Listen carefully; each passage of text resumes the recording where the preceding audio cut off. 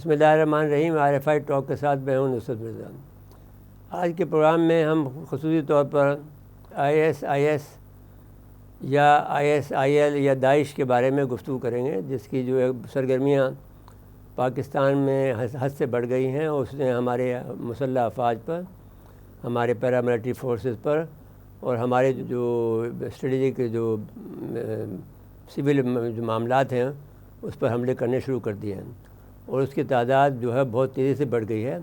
اور یہ جو ہے ایک گروپ ہے جو کہ مشتمل ہے، جو کہ ایکٹیویٹی کر رہا ہے خصوصاً ان علاقہ جات کے اندر جس کے اندر جو ہمارے خیبر پختونخوا ہے اور جو ہمارا بلوچستان ہے۔ اب خیبر پختونخوا اور بلوچستان کو انہوں نے کیوں چنا ہے؟ اس کی ایک وجہ تو یہ ہے کہ یہ علاقہ جات جو ہے وہ چاہتے یہ ہیں کہ جو کہ گریٹر اسرائیل کا منصوبہ ہے، اس کے تحت یہ تقسیم چاہتے ہیں بلوچستان کو گریٹر بلوچستان بنانے کے لیے۔ گریٹر بلوچستان میں ہمارا بلوچستان اور ایران کا سیستان جو ہے وہ بھی بلوچستان کا حصہ ہے۔ یہاں کے اور وہاں کے لوگوں میں کوئی نہ کوئی باہمی رشتہ ہے۔ وہاں پر ایک بڑی کئی تنظیمیں، کوئی 5-6 تنظیمیں انہوں نے بنا دی ہیں۔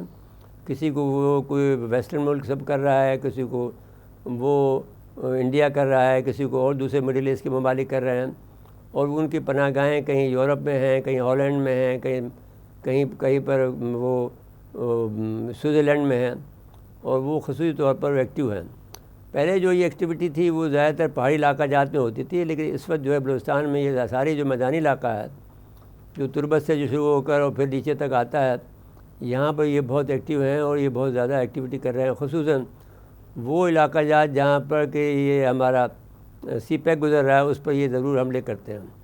یہ دوسرے وہاں پر دوسرے یہ اس کا تو یہ ہے کہ وہ گریٹر بلوچستان بنانا چاہتے ہیں، جس میں سیستان ہوگا تو ایران کو بھی چھوٹا ملک بنانا چاہتے ہیں اور ہمیں بھی چھوٹا ملک بنانا چاہتے ہیں۔ اس کو یونون پلان کہتے ہیں، اس کو کرنل پیٹر راو پلان کہتے ہیں، کلین واش کہتے ہیں، اس کو جو بائیڈن پلان بھی کہتے ہیں۔ جو بائیڈن اس وقت امریکہ کے جو صدر ہیں، ان کے نام سے بھی یہ بات منشور ہے۔ اس کے علاوہ جو خیبر پختونخوا میں جو ایکٹیویٹی کر رہے ہیں، اس کو یہ چاہتے ہیں کہ افغانستان کا حصہ بنا لیں، بدخشاں کے ساتھ جوڑ دیں، اور ساتھ میں ہمارے گلگت بلتستان کو روک لیں تاکہ وہ ہمارا سی پیک کا مکمل راستہ روک دیں۔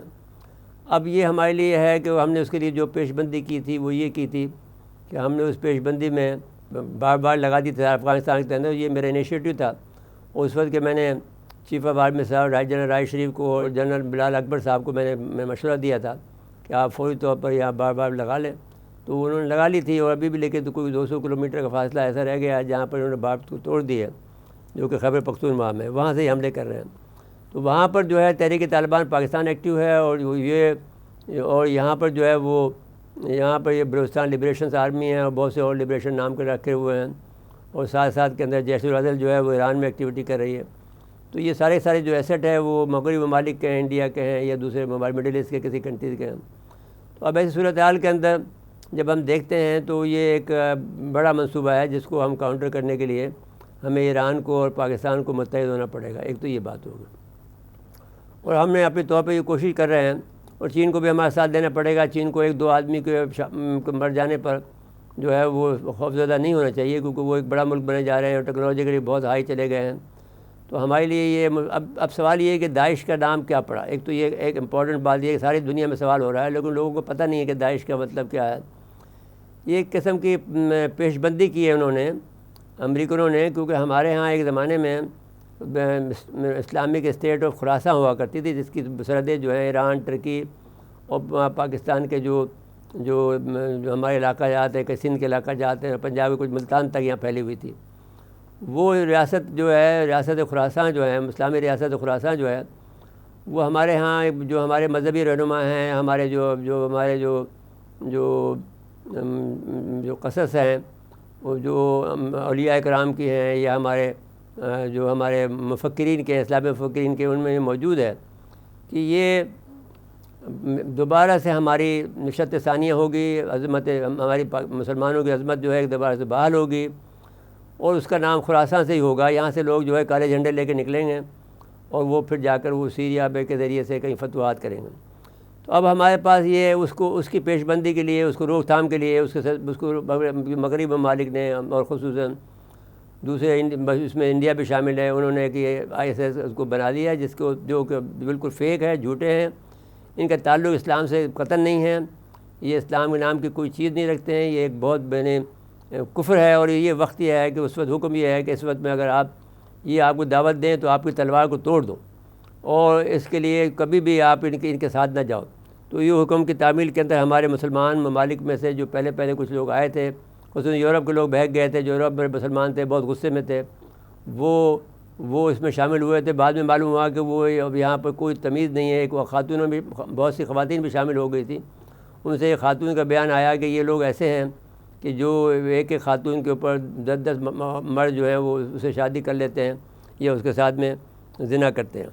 تو اس کے بعد میں سے ان کی جو ہے جو مسلمانوں کے طرح سے ختم ہو گئی, اور یہ معلوم ہوا کہ یہ ایکچولی امریکہ کے لڑاکا لوگ ہیں. اور یہ جو آئے ہیں, جب ہم نے داعش کی پر تحقیق کی تھی تو 2014 میں ہمارا آرٹیکل چھپا, سپٹمبر 2014 روزنامہ جنگ میں, داعش کہاں سے آئی. تو داعش نے ہمیں بتایا کہ 2000 کے قریب یا 200 کے قریب جو ہے آدمی جو ہے وہ امریکہ سے آئے تھے, یورپ سے آئے تھے, اور 100 کے قریب جو امریکہ سے آئے تھے. تو اب یہ صورتحال ایسی ہے. اور پھر بعد میں لوگوں نے مسلمانوں کو بہت سے مسلم ممالک سے, خصوصاً یورپ سے جو مسلمان تھے اس میں شامل ہوئے, اور پھر انہوں نے عیاشی کی. اور جو بہت سے لوگ جو انڈیا سے بھی گئے تھے مسلمان, ان کو صرف میں نے بنگی خانے میں لگا دیا, صفائی ستھرائی لگا لیا, ان کو داعش میں شامل نہیں کیا. وہ ایک قسم کی یہ جو مغربی فورس تھی جو کہ مسلمانوں کے خلاف تھی. اب مسئلہ یہ کہ پہلے اس کو نام رکھا گیا تھا, پہلے اس کا نام داعش رکھا گیا, پھر اس کو ISIL کر دیا گیا تھا, پھر آپ اس کو IS کہتے ہیں. اب اس کا مقصد یہ ہے کہ تخریب کاوری کے ذریعے سے پاکستان کو, افغانستان کو, ایران کو, رشیا کو, چائنا کو, اور ساتھ ساتھ میں مڈل ایسٹ کو, پورے مڈل ایسٹ کو متاثر کرے, اور ایران کو اور پاکستان کو خصوصاً, اور ساتھ ساتھ میں رشیا کو. پہلے تو یہ کہا گیا تھا کہ رشیا کے لیے رشیا کے لیے تیار کی گئی ہے, لیکن اب یہ جو ہے اس کی ایکٹیویٹی بہت بڑھ گئی ہیں, اور اس کی ایکٹیویٹیز کو بڑھتے ہوئے یہ اب رشیا کے اندر اس نے باقاعدہ بہت نقصان کیا ہے پچھلے ماہ, اور وہاں پر 143 قریب ان کے آدمیوں کو مار دیا, بے گناہ لوگوں کو. تو انہوں نے کہا کہ داعش نہیں ہے یہ IS بھی نہیں ہے, بلکہ یہ ویسٹرن پاورز کا اور یوکرین کے لوگوں کا کام ہے جو کہ نام داعش کا لے رہے ہیں. لیکن بہرحال یہ جو ہے سب لوگ جو ہیں ایک بڑا طویل سلسلہ ہے جو ویسٹرن پاور نے یہاں پر لانچ کیا ہوا ہے, اور اس کے لیے یہ لوگ بہت زیادہ کام کر رہے ہیں. اب صورتحال یہ ہے کہ جب داعش کو نے پہلے تو شام میں جا کر یہاں ایکٹیویٹی کی, تاکہ یہ معلوم ہے کہ یہاں سے جو ہمارے کالے جھنڈے لے کر مسلمان آئیں گے, جو خراسان اسٹیٹ کے, اسلامی خراسان اسٹیٹ کے ہوں گے, جس میں ایران اور پاکستان اور افغانستان کے لوگ شامل ہوں گے, جو آ کر میں فتح حاصل کریں گے, آخری مارکا جیسے کہتے ہیں, یا آرمگڈون جیسے کہتے ہیں, اس میں ہم جو کامیابی حاصل کر لیں گے. تو اس کو وہاں پر اس کو بلاک کرنے کی کوشش کی انہوں نے. رشیا نے, ایران نے مل کر ان کو بہت زیادہ شکست دی, بہت بڑی شکست دی, اور نتیجے یہ لوگ بھاگ کر پھر افغانستان میں آئے, اور پھر ان کو بہت ہی ایسے جہازوں کے ذریعے سے جن کے کوئی نشان نہیں کر سکتا تھا, وہ لا کے تورا بورا میں بسا دیے گئے. اور تورا بورا میں جو کہ پہاڑی کا ایک سلسلہ ہے جہاں پر جو ہے ایک اسامہ بن لادن بھی جا کے چھپے تھے. تو جب وہ وہاں پر, اور یہ کہا جاتا ہے کہ ایک اسٹوری یہ ہے کہ خالد نے جو وہاں پہ خالد نامی شخص نے اس کو قتل کر دیا تھا, جو ڈبل ایجنٹ تھا, جو القاعدہ کا بھی تھا اور امریکہ کا بھی تھا. انہوں نے اسامہ بن لادن کو وہاں قتل کر دیا تھا تاکہ وہ اس کے نشان نہ ملے. تورا بورا کے اندر ہی, تورا بورا کی ایسی سرنگیں ہیں جس میں سے اگر ایک دفعہ آدمی گھس جائے تو اس کو راستہ نہیں ملتا. تو ان کو لا کے وہاں تورا بورا میں بسا دیا تھا انہوں نے, ویسٹرن پاور نے. اور اگر اب جو افغانی طالبان وہاں جاتے تھے تو ان پر بمباری کی جاتی تھی.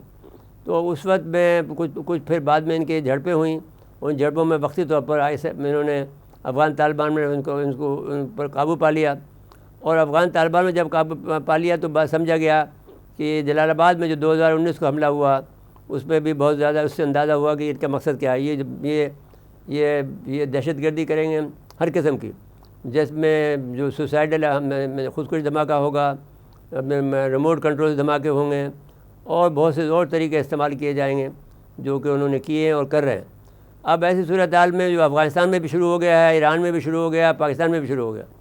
تو اس کے علاوہ چین کے لوگوں کو بھی مارنا شروع کر دیا ہے, کیونکہ اب ان کا 2 مقاصد ہیں. ایک تو یہ کہ پاکستان کو پنپنے نہیں دیں, دوسرے یہ کہ پاکستان, اب ممکن ہے کہ بات یہ بھی کہی جا رہی ہے کہ ان کا پہلے تو ارادہ تھا, یہ بیسیکلی القاعدہ کی شاخیں ہیں, اور القاعدہ بھی جو ہے بناوٹ ہے وہ ویسٹرن پاور کی.